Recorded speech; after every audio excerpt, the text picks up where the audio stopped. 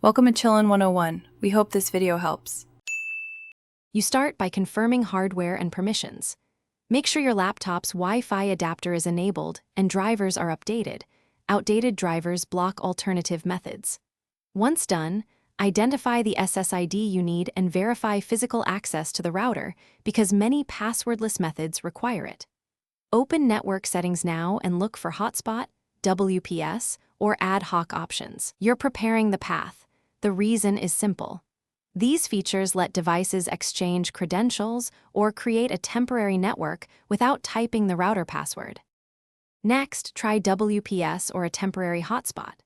If the router supports WPS, press its WPS button and immediately select Connect via WPS on your laptop. This exchanges credentials automatically.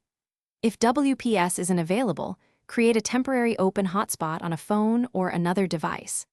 Set SSID, leave security open for a short time, then connect the laptop and transfer files or credentials. If both fail, use Command Prompt or Terminal to set up an ad hoc network. This mimics a peer network and bypasses entering the router password directly. Finish by securing what you created.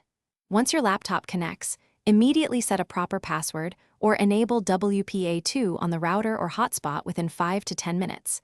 Leaving an open network is risky.